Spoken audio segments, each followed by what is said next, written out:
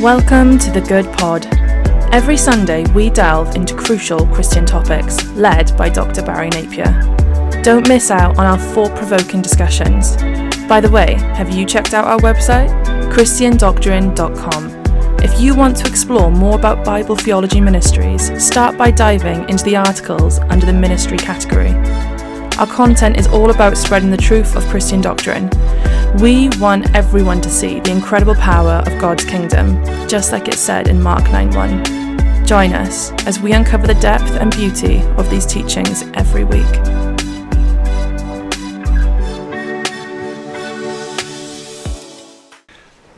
Let's look at communion, or Lord's Supper.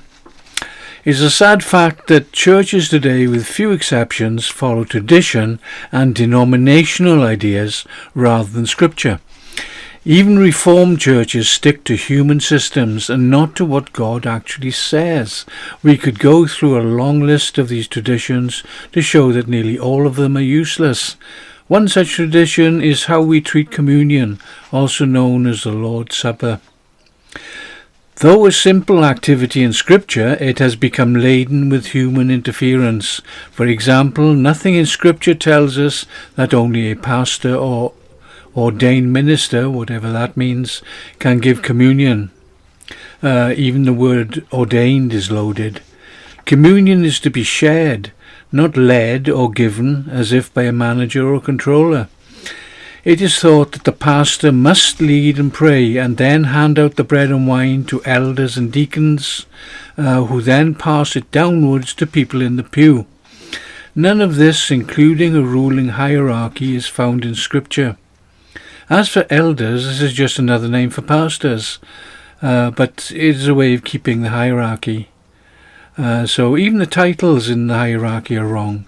There is no hierarchy, only different roles to play, all being equal. Indeed, there are no commands concerning communion, except to say we should hold communion together on a regular basis. Note that there are no commands as to how many times a year communion may take place. It is up to individual churches, as agreed by every member. So we are not told how often we should hold it, or on what day, or for how long, or what the whole content of the communion will be. Thus some will hold it once a week, others once a month, and yet others once a year. Some earlier preachers even wanted communion every day. Yet denominations and even local independent churches hold to fixed times and dates as determined by so-called leaders. More useless tradition. As for content, there is very little, just remembrance. The wine used at the Last Supper was fermented wine. It is no good saying it could not be fermented because yeast was not allowed during the Passover. The wine had already been made prior to Passover. And besides, how many people know that there can be no such thing as wine without yeast? This is because grapes produce their own natural yeast even before they are made into wine. The alcohol content will be nominal, making it practically unfermented, but it still contains yeast, so is minimally alcoholic. And besides that, the use of yeast was kept for food, not for wine. It was common practice anyway to drink fermented wine, as a number of references in the Bible suggest. Whether fermented or not, wine was used at the First Communion. Christ had already gone through the usual Jewish Passover rites. Then came the part that made it special for believers.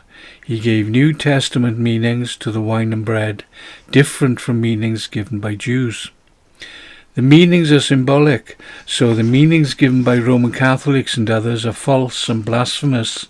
The purpose of communion is to remember Christ and what he did for us on the cross.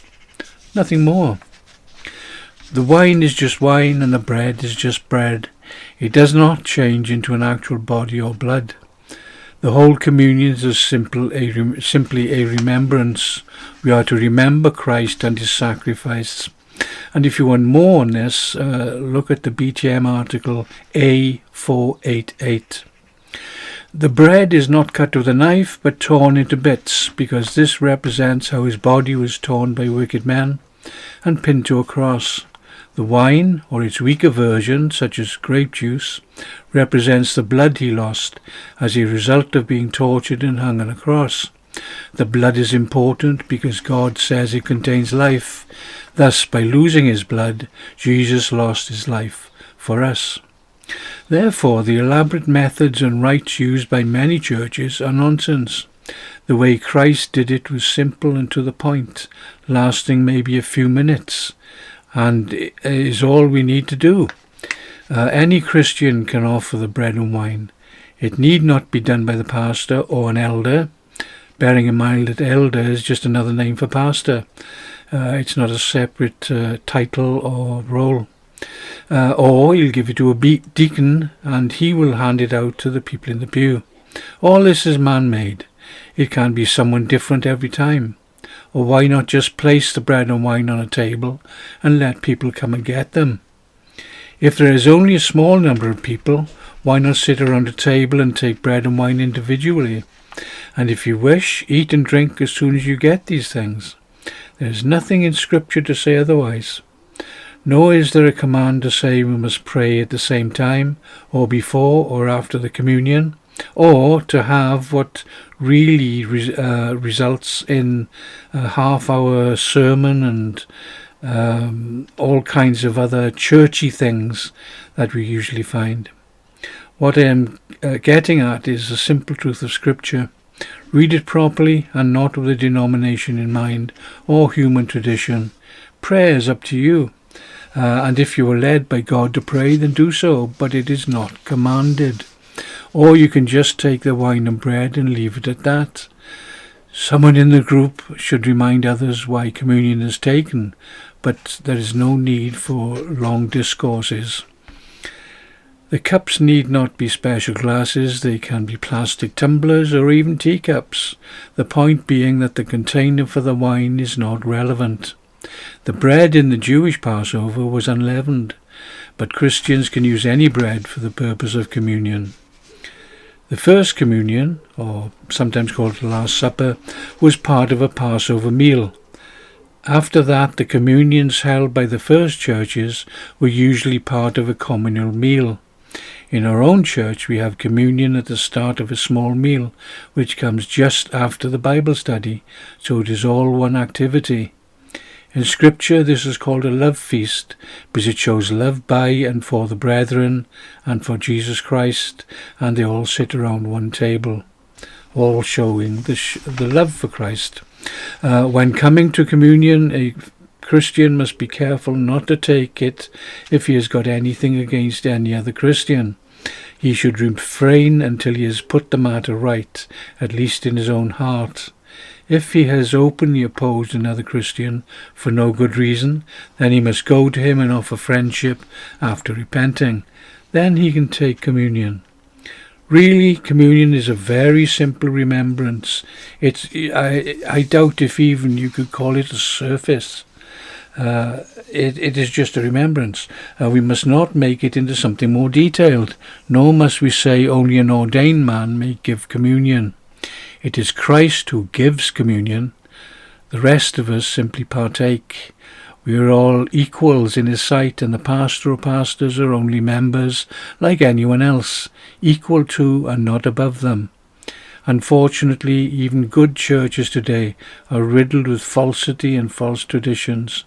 It is our duty to shun them and bring back godly, biblical truths and follow only good traditions, especially concerning baptism and communion. Only when we get back to Scripture will God bless us. Now, if you want anything more on this, longer studies, look in our studies on 1 Corinthians 11, John 21, etc. Also look at wine in Jesus' time. That's reference A413.